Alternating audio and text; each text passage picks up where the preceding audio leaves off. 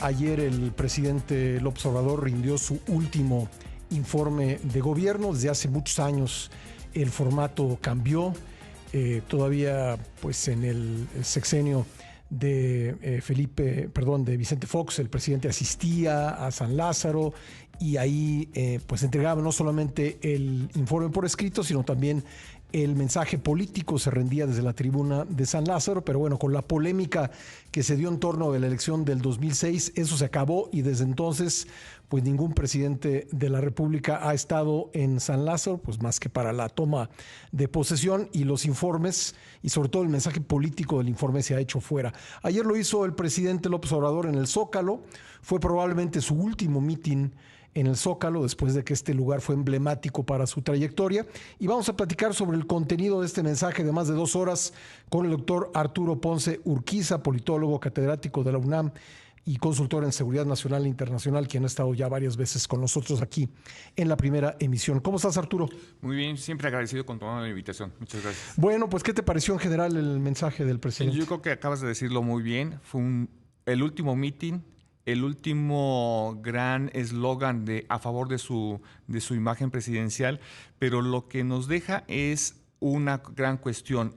¿Va a seguir en el poder o no va a seguir en el poder? Es decir, él pudo haber dicho que ya estamos al nivel de Dinamarca, que su gobierno es el mejor gobierno del mundo. Él pudo haber dicho que a final de cuentas su administración fue impecable porque abatió la corrupción, pero lo cierto es que todo lo que dijo durante esas más de 2 horas, nada es cierto. Desafortunadamente, México ha caído en un marasmo en donde el caudillismo en el siglo XXI se hace presente. Donde estuvimos buscando la democracia en este país en los últimos, ¿qué te gusta?, 30 años, prácticamente del presidente Miguel de la Madrid hacia acá, fue un proceso muy arduo de ir fincando instituciones muy consolidadas, buscar que la sociedad mexicana pudiera establecer órganos de orden y control. Hoy ya no lo tenemos. A partir del día de ayer, no solamente es el mensaje del presidente de la República diciendo yo soy el poder omnímodo, también en la Cámara de Diputados, también ahí se hizo presente lo que dijo Ricardo Monreal, lo que dijo la secretaria de Gobernación, diciendo aquí tenemos al mejor presidente del país, aquí se debe de aplicar la justicia como nosotros la aplicamos, no como lo aplique el Poder Judicial de la Federación. Es emblemático lo que sucedió tanto en la plancha del Zócalo como que también lo que sucedió en San Lázaro, y también la imagen de los jóvenes abogados tratando de decir no va por ahí. A ver, tuvo el mensaje un tono, pues sí, de despedida, porque se está terminando su gestión, se está terminando el sexenio, en menos de un mes se acaba, pero al mismo tiempo había un sentido de permanencia en ese... Completamente cierto. Si uno ve las imágenes de quienes están en las primeras, ¿qué te gusta?, 20 líneas de filas cercanas al podio donde estaba el presidente López Obrador, era como demostrar si pudimos y aquí llegamos para quedarnos. Hoy hemos visto ya el nacimiento de una nueva clase política, pero no es una nueva clase política que tenga un basamento acerca del pensamiento revolucionario de la que se fue gestando después de la Revolución Mexicana e incluso en su transformación ya después de la Segunda Guerra Mundial.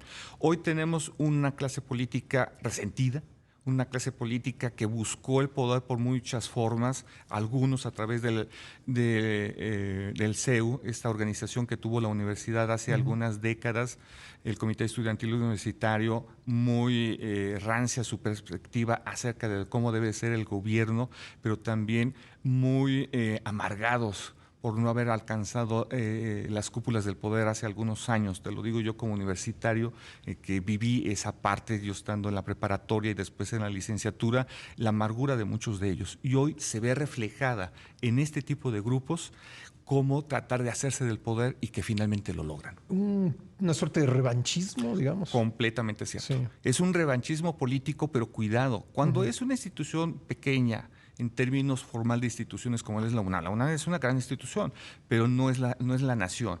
Y en este caso, El gran problema es que estas gentes resentidas y que ahora tienen poder en la parte del Ejecutivo Federal, poder en la parte del Poder Legislativo y que posiblemente la pueden tener el Judicial, sí es un asunto muy complicado, muy serio. El hecho de que organismos internacionales empiecen a señalar lo delicado que puede ser para este país las modificaciones a las leyes y la forma en que se pretende gobernar, sí es muy delicado. Es decir, ya empezamos con las corredurías. Ya empezamos con sistemas financieros muy importantes que están señalando, cuidado, porque no es la manera en como ustedes creen que van a gobernar, porque no es el México de 1940, 60 o 70. Es un México global, es un México entrelazado con el sistema internacional y que es más complicado de lo que parece el querer gobernar por la voluntad de un caudillo. Me acordaba pues que hace unos años llegó un gobierno a Grecia con una enorme voluntad de transformación y pues no pudo con esas presiones económicas finalmente. Arturo, tenemos que hacer una pausa aquí. Me gustaría reflexionar un poco más sobre el significado de este mensaje, lo que ocurrirá o ya está ocurriendo en el Congreso de la Unión con la nueva legislatura y la próxima toma de posesión el 1 de octubre de Claudia Sheinbaum. Si me permites, adelante. Volvemos enseguida. Estamos conversando con el doctor Arturo Ponce Urquiza, politólogo catedrático de la UNAM, sobre el sexto y último informe de gobierno del presidente Andrés Manuel López Obrador. Me hablabas, Arturo, en el bloque anterior de la nueva clase política que estaba sentada ahí en ese espacio, pues de privilegio, creo que no hay otra manera de ponerlo, ahí al pie del lugar donde el presidente estaba rindiendo su informe, separado por una valla del resto de la gente. Pero bueno, más allá de eso, más allá de esa imagen de grupo privilegiado, mi pregunta para ti es, ¿se logrará constituir o consolidar más bien como nueva clase política este grupo? Fíjate qué interesante, porque la tradición política mexicana en los últimos 100 años prácticamente es que los grupos se iban renovando y adquirían una especie de compromiso. Te toca a ti, ahora me toca a mí. Sí. Se iban escalonando, esos grupos se iban escalonando e iban perfeccionándose cada vez más hasta llegar al grupo de los tecnócratas, ¿no? Que gobernaron finalmente por un buen tiempo. Aquí el gran problema es que sin Andrés Manuel López Obrador no se ve una figura clara. Fernández Noroña es demasiado radical para una parte. El Fisgón, este personaje importante que es una pieza de central importancia detrás del presidente de la República, quien pareciera que a veces mueve los hilos de la ideología del presidente, tampoco se ve una parte importante que pueda sostener la radicalización de Morena. Porque también tenemos en grupos como Morena a un exgobernador como Murat, a un exgobernador también como el que fuera del Estado de México y otros tantos priistas e incluso Ávila, ¿no? Así es, exactamente. Muchos de ellos que provienen del priismo, que vienen del panismo e incluso de lo que quedó del PRD, que no necesariamente comulgan con el radicalismo político de estos grupos que sí están en el PT o que eran de las fracciones más radicales como las que yo mencionaba emanadas del CEU. Aquí el asunto es ese. ¿Cómo van a poderse conciliar esas posturas? Ya lo vimos, por ejemplo, un Ricardo Monreal ayer muy altanero, muy echado hacia adelante, demostrando que sí se pueden sacar adelante las reformas y que lo que más importante ahorita es radicalizar la reforma sobre el poder judicial. Pero realmente están en el ánimo todos ellos de conciliar intereses. Eso es lo que vamos a tener que ver en los próximos meses y años. La administración de Claudia Sheinbaum tiene que demostrar eso, puede aplacarlos, puede controlarlos y hacer lo que en su momento hizo Plutarco Elías Calles, seccionar, planificar perfectamente bien cómo iba a ser el proceso de la transición, pero sobre todo de la administración del Estado. Y aquí tenemos un gran problema. ¿Quién va a manejar la administración del Estado? Y no se ve muy claro esa parte. La Revolución Mexicana, el régimen que surgió de ella, logró trascender el caudillismo, ¿no? Y logró pues crear un país de instituciones que tuvo buenos y malos resultados, pero finalmente un país de instituciones, y también logró, con lo que tú decías, el relevo del centro del poder, pues que no fuera el caudillismo el eje. ¿Cómo puede hacer esto este movimiento político autodenominado Cuarta Transformación para trascender el liderazgo tan fuerte que ha tenido López Obrador? Es que ese es el problema. No hay exactamente una figura que se pueda imponer. Si recordamos a Plutarco Elías Calles, llegó una figura que se impuso y fue Lázaro Cárdenas. Llegó otra figura que se impuso, fue Miguel Alemán. Y así cada una de esas figuras se iba imponiendo realmente sobre su sucesor y además identificando con claridad los cotos de poder que se iban gestando. Aquí no hay esa claridad. O sea, no se ve una Claudia Sheinbaum que quite una coma, un acento de lo que diga López Obrador en lo que ella considera que es importante de su ejercicio de gobierno.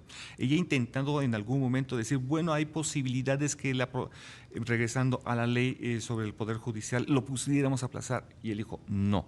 Hay posibilidades que entre la iniciativa privada a la cuestión energética. Él dijo, no. Es que quiero irme de vacaciones. No. O sea, simplemente es el no, no, no, y tienes que hacer esto.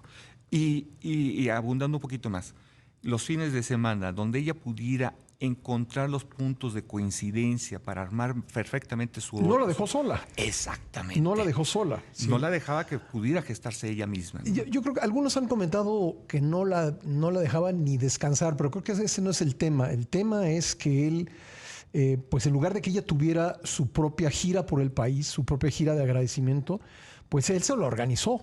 Así él la protagonizó. Es que él la llevó de personaje secundario, ¿no? Ese es el punto.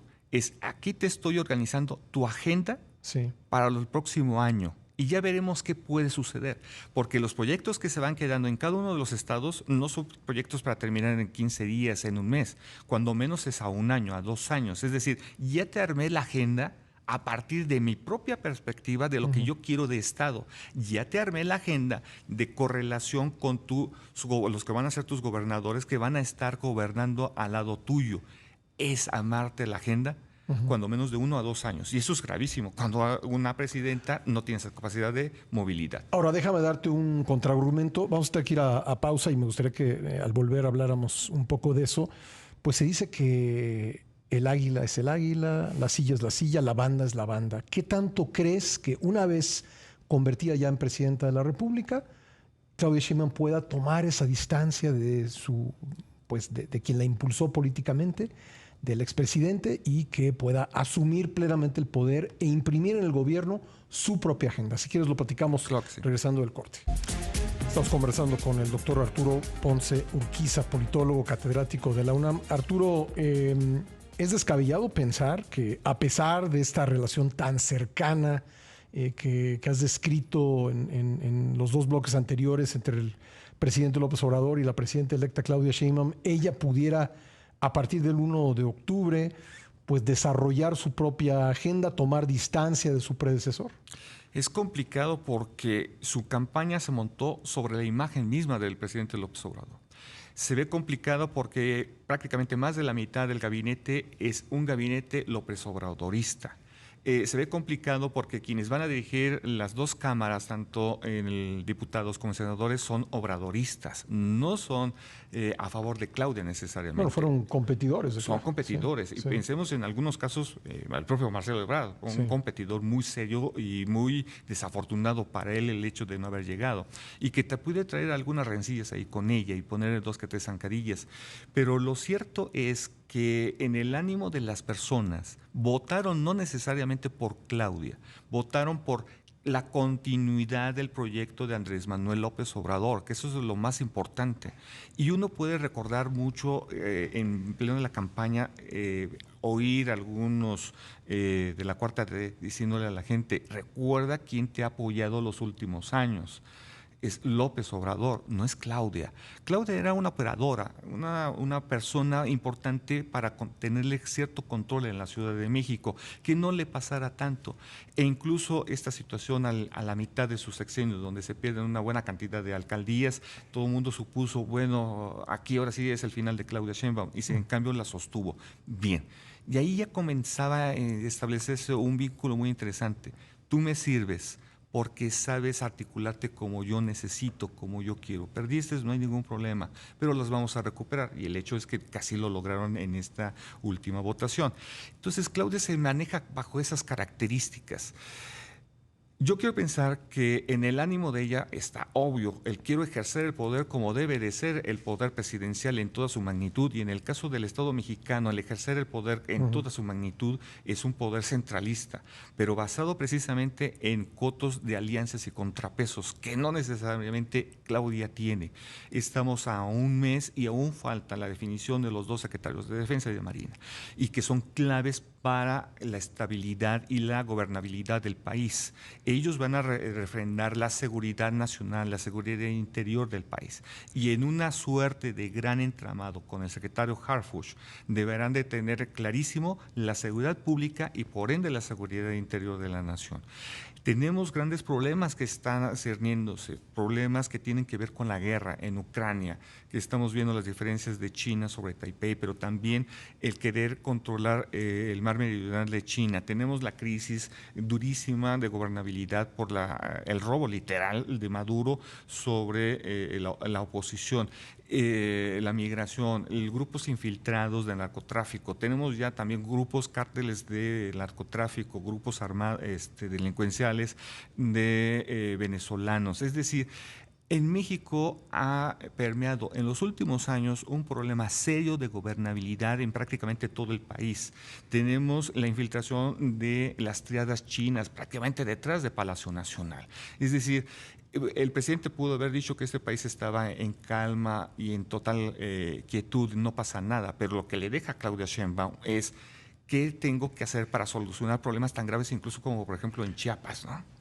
¿La reforma judicial pudiera convertirse en una herencia envenenada? Por completo, porque a final de cuentas lo que se logró en los últimos años fue crear un servicio civil de carrera, empezar a profesionalizar. Tiene sus errores como todo, también tendrán problemas de corrupción, pero hay algo que le falta al Poder Judicial, y es que muchas veces cuando llegaban todo el proceso para enjuiciar, por ejemplo, a un delincuente proveniente de alguno de los cárteles o del crimen organizado, pues llegaban y los amenazaban. Y ellos pedían la protección del gobierno federal. Bueno, el gobierno mataron federal, a un juez federal en Colima. Entonces, por lo tanto, pues ellos dicen, ok, yo pido la protección, pero si no me la das, ¿cómo quieres que yo pueda meter a este sujeto a la cárcel cuando estoy amenazado yo, cuando está amenazado mi familia? Y ese es otro problema Y además serio. el expediente de la averiguación, ¿no? Así es. Y eso, el hecho de que ahora se nos diga que un alumno egresado de la facultad, la que se guste a lo largo de mucho del país, tiene la experiencia, tiene el conocimiento, pero no tiene la experiencia, no tiene la preparación, no tiene el feeling necesario para poder actuar como se quiere que se pretenda. Y el hecho de que los jueces tengan que ser elegidos por voto popular no necesariamente es la panacea para resolver el gran problema que tenemos. ¿Ves que será una aprobación fast track en Cámara de Diputados, Senado y luego el paso por las legislaturas de los estados de esta reforma? Creo que sí. Yo creo que sí lo van a hacer aprovechando este boom de la imagen presidencial, del gran líder, el gran caudillo. Y hay otro elemento. Estamos aquí a pocos días de celebrar las fiestas patrias. Sí. La población ahorita, va a ser la última vez que vean al presidente. Entonces, de alguna manera, vienen las fiestas patrias, se baja la tensión en las familias, en las personas, hay un distractor. Y hay distintos distractores que puede tener este país y que eso no va a permear tanto en el ánimo de la sociedad. Y si, bueno, pues de repente vamos a saber un sábado o un domingo, como en la política mexicana se estila, y aprobada está. ¿Antes del 15? Antes del 15 lo pueden intentar aprobar. Sí. ¿Sí? Y por lo tanto, con la anuencia de todos los gobernadores de Morena a lo ancho del país. ¿Qué te pareció el voto a mano alzada en el Zócalo el día de Yo creo que es un refrendo al ego, al ethos de López Obrador. Es decir, yo estoy aquí y demostrar yo sigo siendo el presidente. Aunque me falte un minuto, aunque me falte un segundo, yo voy a ser el presidente de México. Cosa contraria a sus antecesores, que prácticamente lograra la elección felicitando al presidente electo en ese día, el presidente constitucional iba bajando su ritmo. Incluso hemos visto imágenes en su Pues de momento. hecho, esa era la clave Esa era la clave la para sobrevivencia del régimen, ¿no? exactamente, la transición suave y tersa. Sí. Una imagen de Felipe Calderón tirándose en la tirolesa, o sea, diciendo, pues yo prácticamente yo ya estoy de salida. O un Enrique Peña Nieto diciendo, ya eres el presidente electo, ahí está el poder. Vamos a hacer la transición. Yo prácticamente yo ya me desentiendo de esto. Aquí no. Aquí sigo siendo el presidente, sigo demostrando que tengo el poder y sigo haciendo mis mañanerías, sigo regañando a quien sea necesario. Se corre el riesgo de que para muchos simpatizantes con cargo y sin cargo de este movimiento político, pues surja un poco la duda de dónde está el poder real.